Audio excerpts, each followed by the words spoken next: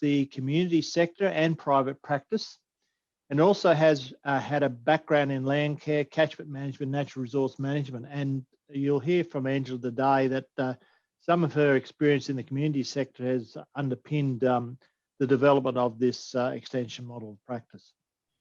She is passionate about agriculture and about authentic relationships with farming families and the importance to build and maintain the work that needs to happen in terms of achieving practice change. She says today in her notes here that her true heart belongs in extension and working with farmers every day. So I'd like to hand over to Angela because we have a lot to get through today. Over to you. Thanks, Graham. What an intro. I always get embarrassed and a bit nervous when you get introduced, but nice to see everyone, or at least. And feel free if you want to put your video on. We've only got a small group, but what a small group, but a powerful group. So we'll have a lot of open communication, I'm hoping, and discussion this afternoon now, isn't it?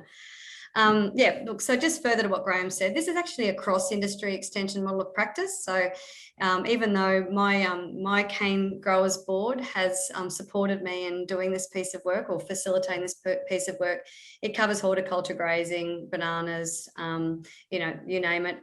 So we've had about, and I'll talk about how the process was co-designed.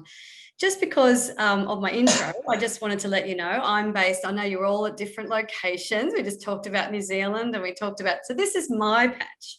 This is Childers, which is about 4.5 hours north of Brisbane on the Bruce Highway.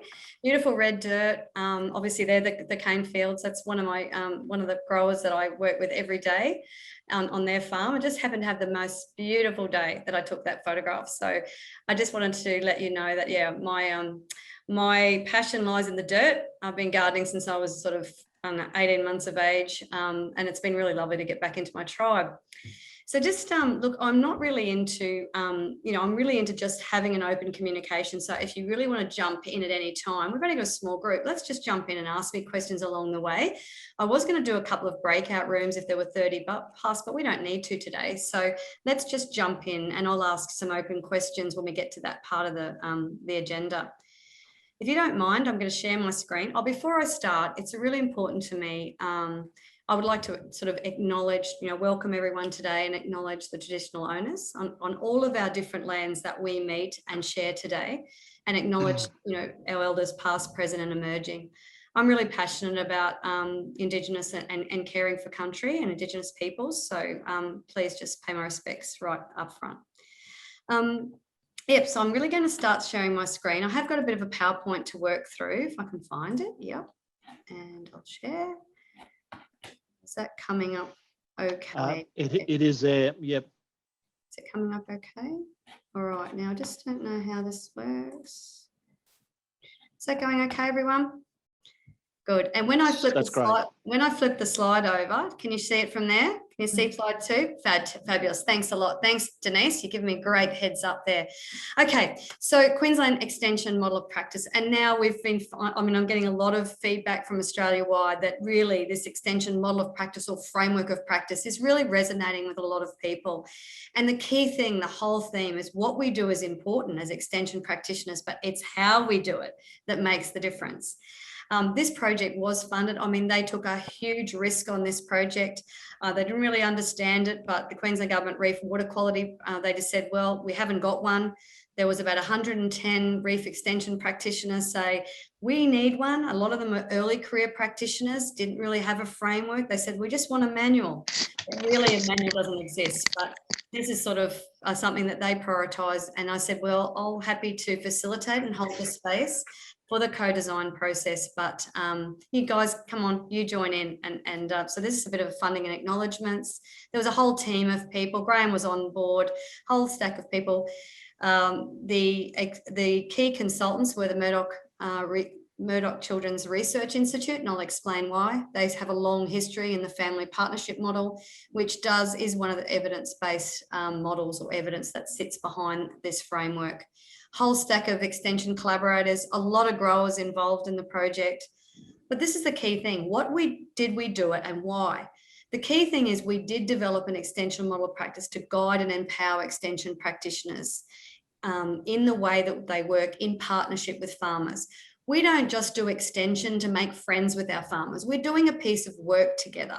And in that, this practice framework underpins it. Similarly to say something like education, where the teacher and the student work in partnership with the family to improve educational outcomes. They're doing a piece of work together over time. There hasn't been really an explicit practice framework for extension. And so that after spending 12 years in another sector in community development, realised that social workers just talked about, practice frameworks all the time. Allied health professionals, what's your practice framework was a key question at a lot of the recruitment selection recruitment processes that I sat on. I didn't even know what the words meant, let alone thought, how would I answer that question if I was being interviewed? So it really piqued a lot of my interest, and having some time in the child protection system as well in Queensland as their change management, as a change management consultant, I realised that, we weren't even allowed to even enter that job without actually doing 5 days of induction and learning a practice framework before we started work. I thought, wow, we don't have that in agriculture. One of the key things I wanted to say to you was this whole practice framework was designed by 380 extension officers and farmers across Queensland, with the reasons as follows.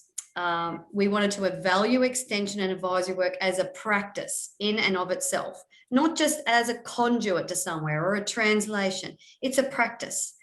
To address this practice change or adoption imperative, I came back after 12 years and we've been talking about this for 30 plus years. Why aren't people adopting?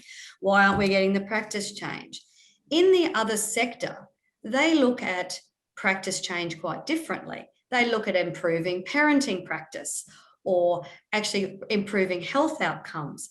It's still a very similar movement or incremental shift forward. They do it very specifically. So I thought, well, there's some learnings that we can take and translate from the community sector. The other key point was worked with a lot of psychologists and counsellors at the time after community recovery, flooding. You would have heard about the Bundaberg floods.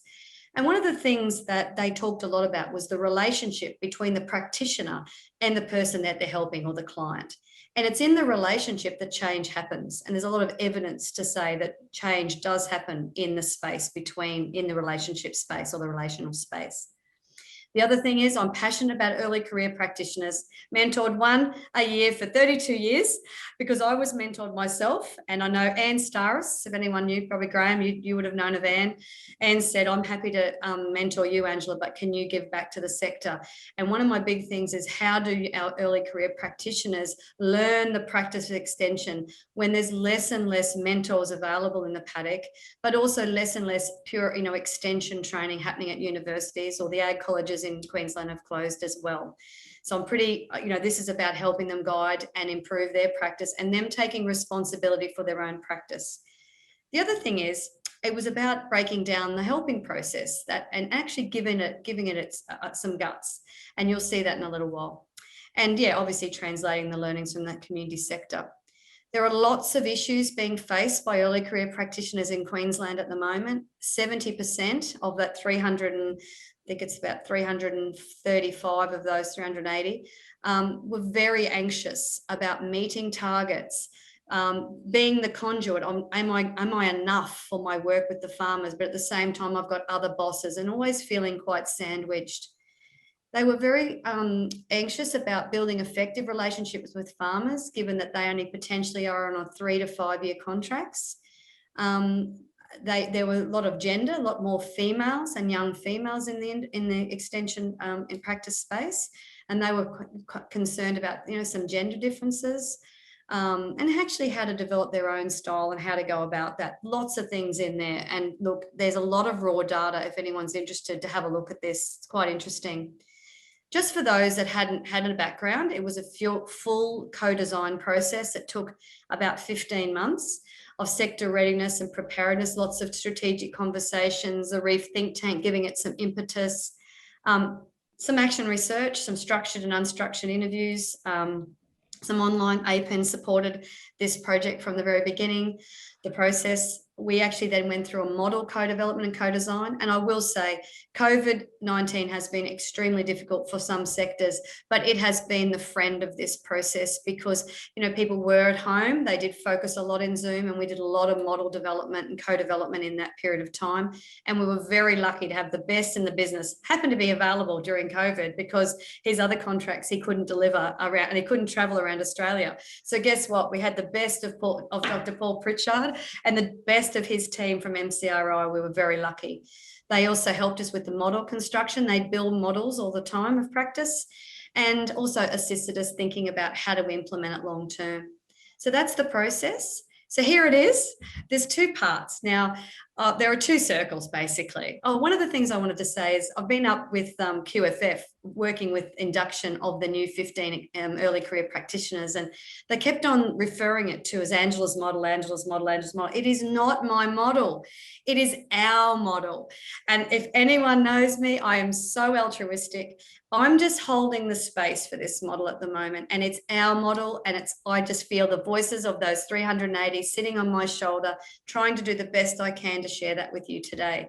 It is, you know, it is a shared space, and part of the reason why I wanted to do this and motivated me was there are a lot of snake oil salesmen, you know, that in agriculture, and there have been in terms of coming in and potentially doing high cost training, but not underpinned by anything. And now we can own this ourselves and improve our own practice, and also ensure that we can match further and future professional development to something, link it to something, and we can, you know, for ourselves. So this is the first part of the model. Most people will jump straight into the second model, but I'm forcing everyone to really sit with this. So basically, it is a framework which guides. So when I talk about a framework of practice, I'm talking about something that a terminology that we don't use in this in agriculture at all. In the other sectors, it is actually just guides the way we work. So, for example, I have a practice, but Pat, you would have a practice, but something guides the way we work. And that could be from your past experience. It could come from some new university training, et cetera, et cetera. This provides a bit of a baseline to then help particularly early career practitioners, but also ourselves go, gee, where are we strong? It's a strengths-based model. Where are we strong, and where have we got areas of growth? So basically, it supports extension practitioners at any experience level to work intentionally with farmers, achieve greater clarity about what we're doing, how we're doing it, and how well we're doing it. And it ensures there is a fundamental reflective practice mindset that goes along with this. Okay, it's applicable to both ourselves, the work that we do with individual farmers, with groups and peer-to-peer, and with each other as colleagues. So it has a multiple applicability. I think I might, okay. I'll just break it down. So as you can see, all in circles, lots of colours, but we'll break it down step by step. The key part, the evidence-based in the middle, is person-centred practice. We are working in extension with, we are humans, and we are working with another human. And we often call them, you know, farmers, landholders, stakeholders, you know, they're people. And I think person-centred practice is at the core of this model, and where we are doing that person-to-person work.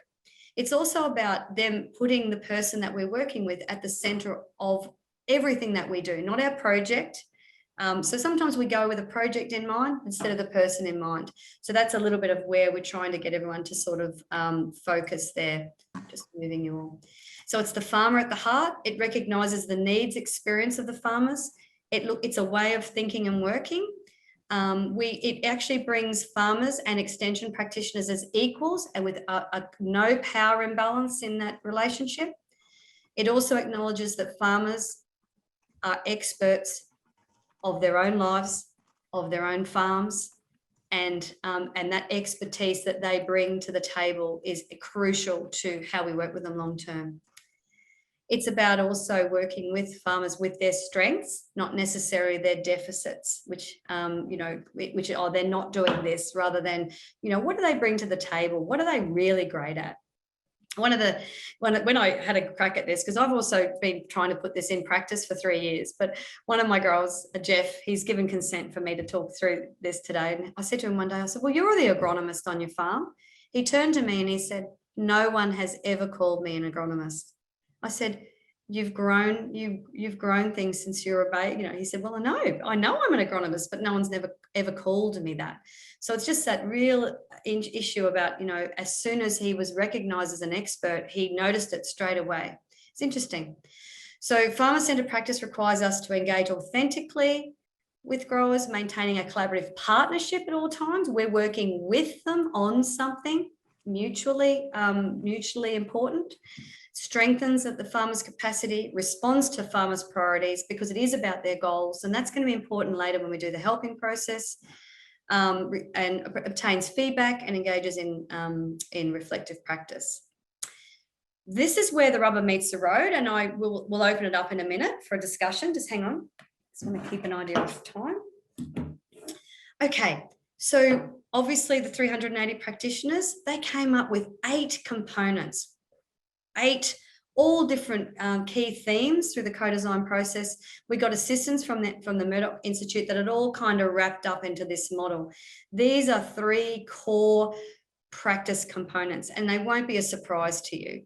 There was a lot of debate, those technical expert, advisors or agronomists, they go, it's all about the technical knowledge practice. But then a number of others are thinking, no, it's about the relationship that we have. We don't have to have as much technology or technological experience as long as we've got good relationship and we bring that in. The other part is we're not just, as I said, holding hands and singing Kumbaya with our growers. We're actually doing a piece of work together to actually move each other forward. So that's where that change practice comes in. So if we take each one, so technical knowledge practice. The Extension Officer provides technical knowledge and access to networks of expertise and facilitates the sharing process that acknowledges and builds on the farmers' knowledge, technical knowledge and knowledge of their farm, as well as the advisors' knowledge and expertise.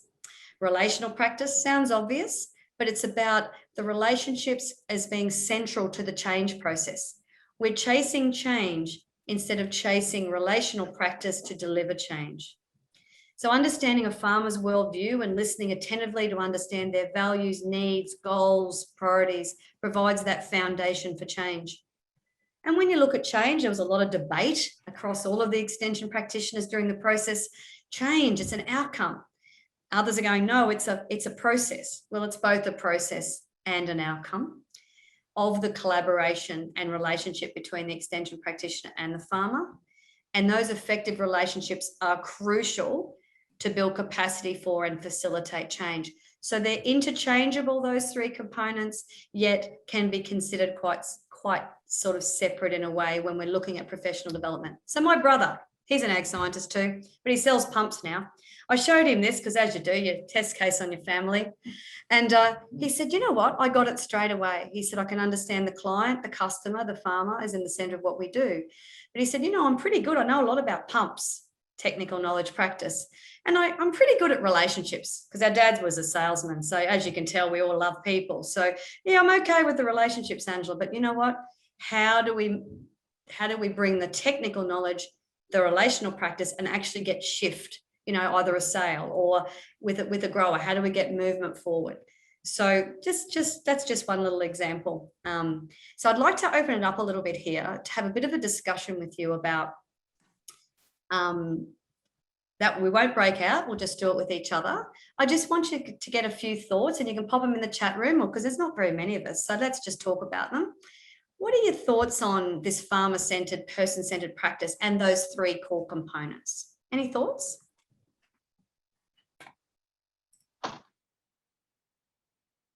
Come on. You want them written there? They can be written, and I'll get you to sort of keep an eye on it. Keep an eye on those. I've got it open here now. I've got a comment there that about the combining the 3 life cycles of the person, family, and business was just an observation that Pat had as well. Yes. I think for me, in respect of your question you've just asked, I think it's important. I also put your relationships with agribusiness and the various other components or groups that actually, and people that actually work with a farmer, it's pretty important to be involved with them as well in the process. Oh, for sure. So that's just sort of an add-on to that too. So it's a good point, Graham. And I talked about the applicability. This is very applicable with each other too in the sector. Yes. Yeah, very applicable, and how we go about that, because really that there's not much of a framework that underpins that work either. So it does translate. Any other comments? Yeah, open to others. Start picking on people now because I can see names. Yes, Pat. Angela, I'm really interested in that change is both a process and an outcome. Yes. And it's so important that when you are working together and it follows through from that relationship between the extension officer and the farmer or whoever they're working with. And so I think that the three things that you've got there are all interrelated and connected, and they provide leverage for both the researcher and the practice person of the farmer. Absolutely. And I mean, practice change since I've come, I've moved from the sector back in, practice change was a lot more about adoption before. And one of the things, there is an absolute, I will let you know, bias against the technology adoption model within this framework. This is unashamedly, I'll put it right out there. There is an absolute definite bias towards the rate of change. Individuals change at different rates. So there's an absolute bias towards that in this framework. I'm not scared to say that, because when we're working with a farmer, I might be working. I've got 160 I work with every day now, and I know that I've got a number of growers that are slow to take on board. But then once they understand it, it's very quick. So they might be slower at the start, or they might actually be really keen to take it on, but then take their time in the actual implementation. So in terms of a human, each of us as humans, whether we're trying to change our diet, whether we're trying to give up smoking, we will all take a different rate of change to get from point A to point B. The other comment I want to make about change is, and I don't want to swear, but that change word, practice change, has been actually ambushed in Queensland, potentially around in the reef space. It's been driven by, practice change. It's a language issue about getting a practice change from a reef or water quality perspective. This framework also unashamedly challenges that and also puts and said change. That's what we're doing every single day. And it does challenge a lot of advisors and extension practitioners in the framework to also collect, acknowledge, value the incremental change or improvements that growers, farmers, producers take every single day. Now, we know in Australia, and I'm sure internationally, that very resourceful people, if something doesn't work one day, very unlikely that they'll go and do the same thing the following day. They'll go and tinker in their shed, fix that, modify that, and go, I'm going to have another, or think about it that night, get up this morning, have a chat to someone else, Joe Blogs down the road, and then try something different. The difference is, as extension practitioners, we're not collecting the incremental changes along the work that we do. This model really does value that incremental shift and rate of change. Thanks, now, Angela, there's a few comments and questions here too, and Denise has raised one around whether we should really have the farmer as the centre, or should it be the farm team? Yes. Okay. Oh, very good pick up there.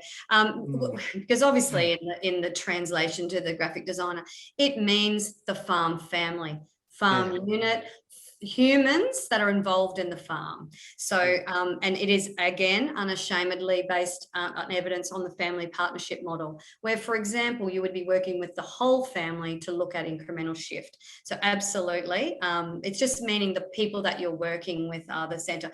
It also may mean is, say, for example, I'm working with you, Graham, and your team. It's that the advisor or the colleague is in the centre of the model. It's the person you're working with is at the centre of the model. Just happened to be that, obviously, this is just in a graphic design sort of setting. So just moving on. There is another question. Sorry, Angela Aussie's actually asked, how does this sit with an extension officer not the technical expert, but a conduit of technical advice. So you might want to talk about that conduit Yes. of technical advice. I'll leave Perfect. you open to that one.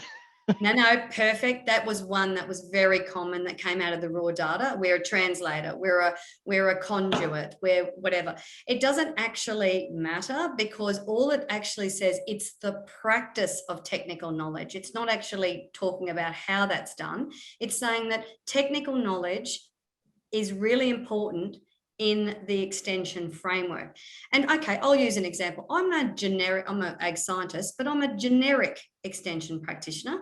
So I'm really, and this is why it's very important, when we're looking at this, to look at your strengths. It's a strengths-based model, your strengths as an extension practitioner, but also where you may need assistance or have growth areas. So I can look at that after 32 years of practice and say, I really feel like I'm pretty strong in the change and the relational practice, but technically I'm not as strong, nowhere near as strong as other technical advisors in the field. And that's okay, because I bring that in, but it's an area of growth for me. And I always have to challenge it every year in my professional development and your performance appraisals and things. I'm always thinking, what can I get more skilled at? Irrigation's not my thing, but all my growers are irrigators. So I'm really having to learn that really closely. So it also gives us signposts for where we need to or want to work on our practice, because this is about our own personal practice and what I'd like to improve upon.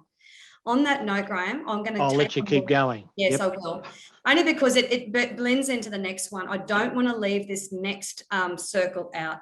You've just got to imagine that the farmer-centered practice and those core components have levitated, and underneath it is a disc. And that disc is skills and qualities. I can do this on the floor, but I have done this on the floor in training, but I need you to just imagine that the rest lifts above. This skills, qualities, and expertise and personal perspectives underpin the top four areas. They're enablers. And that talks about the skills and qualities that you bring to the relationship as an extension practitioner, but also what the farmer brings. Their expertise and your expertise meets in the middle. But also for particularly early career practitioners, personal perspectives are crucial. So some of the reef space in Queensland, some of those young or those early career practitioners have environmental science background, have come with a whole set of values, beliefs, attitudes around what farmers about. They don't come from a ag production perspective, they come from an environmental perspective. So when they are coming to meet the grower, then sometimes the personal perspectives are clashing.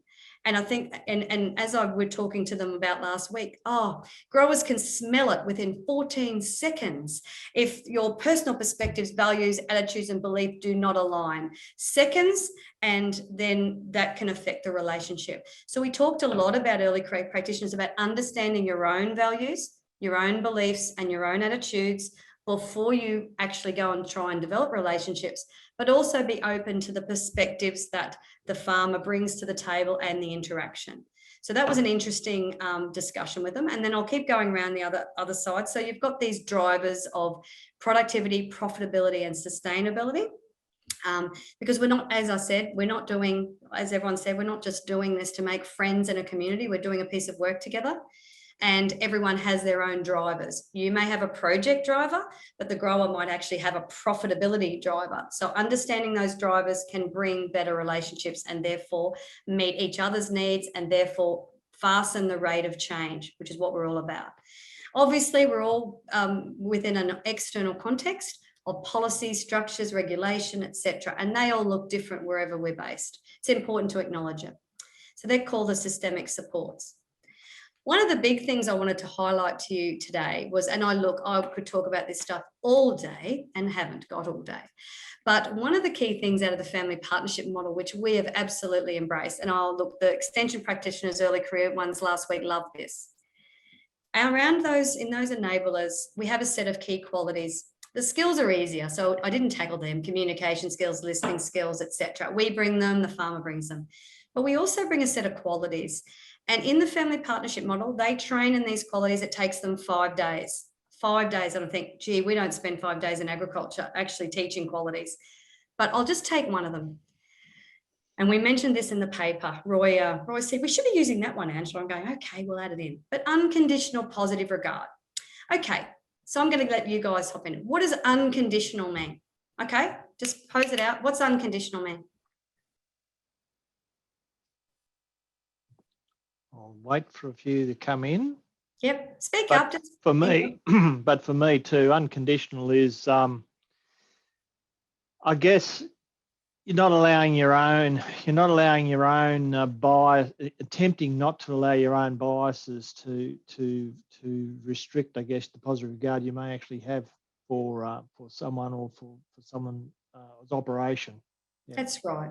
And no strings attached here. Adi and Englefield's put in there. No limits, thanks Denise.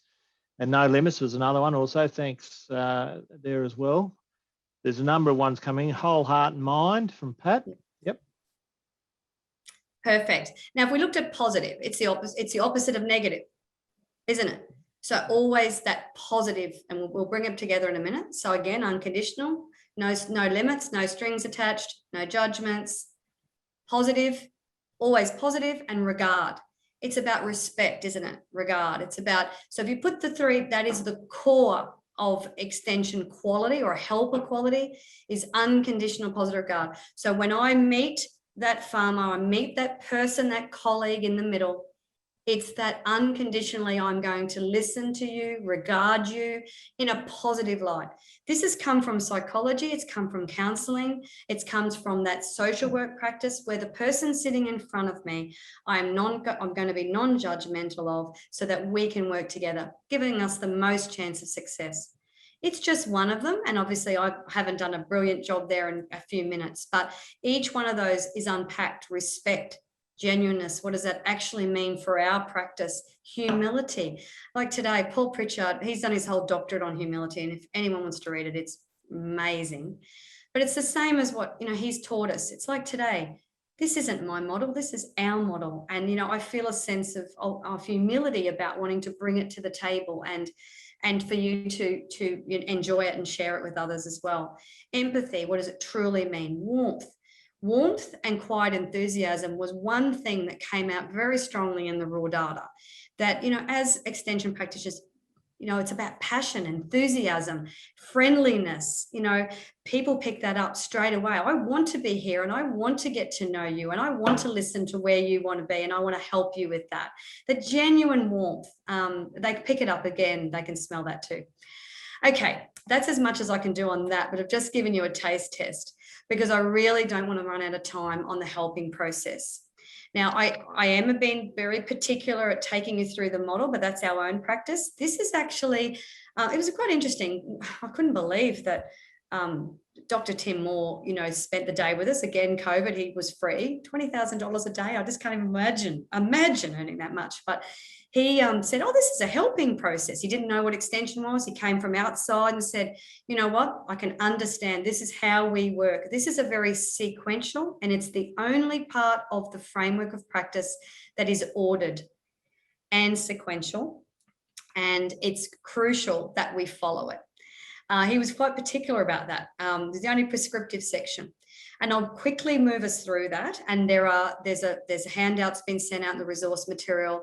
And so if we take each one, so it's obviously build relationships first, truly understand each other in the process, explore and decide together in relationship, implement together, monitor together in partnership, and reflect and review together. Now, I'll take you through, this is obviously fairly, and when I was in the facilitation in a setting, I got the different practitioners to, outline each one of these. I suppose the key part that I want to make here is it's non-lineal and it goes back and forward. I'll use a particular example. So I've been working with this one particular grower called Ross. And, spent a lot of time in the relationship phase. And I know the University of Melbourne talk a lot about this. And as an advisor and extension practitioner, how much time? Sometimes it's quick to build relationships. Again, sometimes it's slower. And again, we've all got a different rate of change with relationship building as well. But it's that establishing the foundation of trust, getting to know one another, their context, what's happening for them. And so that space, people say we need time to build it. if by not taking the time, you can't actually go through the process anyway. So the second part, step 2, to understand their goals, you know, what their family want. I mean, when I first started working with these growers 10 years ago, some of them just said, well, we want to farm, but this is part of our succession planning because we know land prices or our superannuation. So they understood really clearly what they were about. And but by not knowing, we could be just working on a project and not really understanding what their ultimate goals are. So Ross, we spent down a lot of time in his family dynamics, what was going on and how we could assist him long term, exploring and deciding some options with him. This is a very biased practice framework for with, not for. So with runs the whole through the sequence. Considering together how best we can address the issues. If you've got needs in your project, I've got things that I want to deliver, how we do that together. Then we implement together, supporting that implementation process, monitoring together, and then also reflective practice is also a very fundamental part of the model. Now, I'll just use a little example about my example about Ross. I've been working with him now for 5 years. But, you know, we've had a recent, things haven't gone as well. I really, again, challenge, this is practice framework, challenge my own. And one of my own challenges in my practice is go slow to go fast. And I went too fast with him and have had pushback, which we all do at a certain time. So we were at the point of now, you know, moving from exploring to decide to really implementing with Ross. And we had a little bit of a breakdown in communication. What do you reckon what I should have done or what I should do now based on this sequential step? Huh?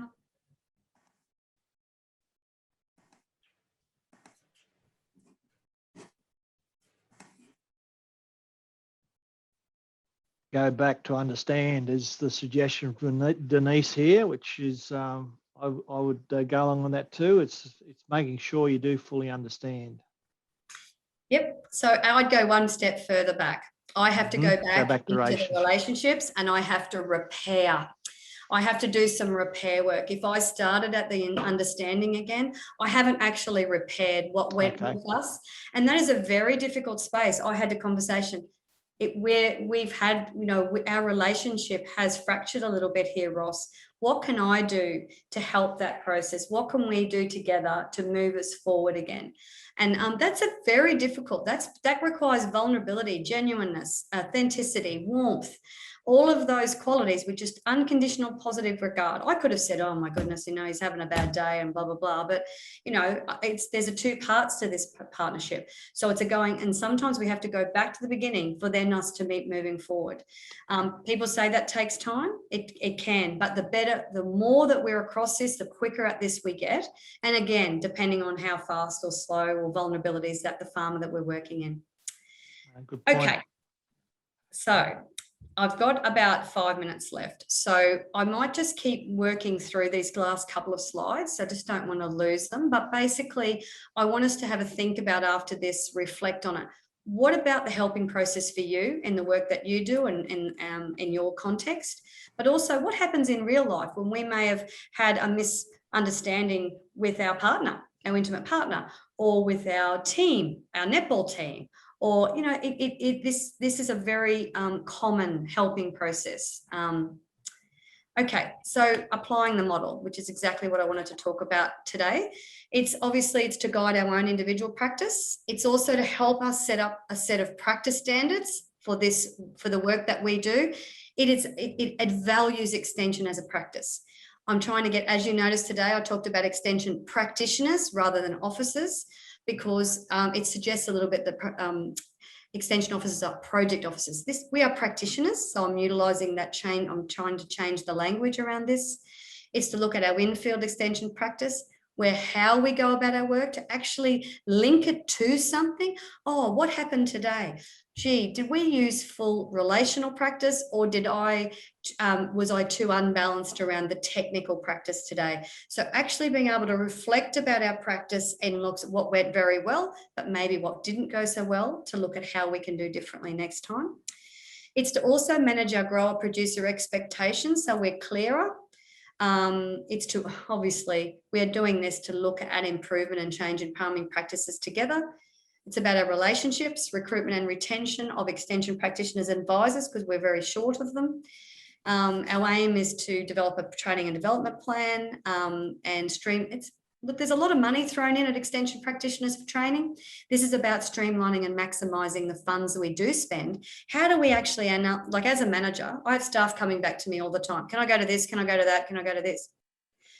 Now I can go back to them and say, have a look at the practice framework, come back to me, and we'll talk about, in terms of relational practice, your farmer-centered practice, relational practice, change practice, or technical practice, where does this professional development fit with you? Or is it a quality that you'd like to learn? We can have a more structured conversation to actually improve our skills and improve the skills of our staff over time as well. That's where it's had a lot of benefit in my particular work, in my workspace.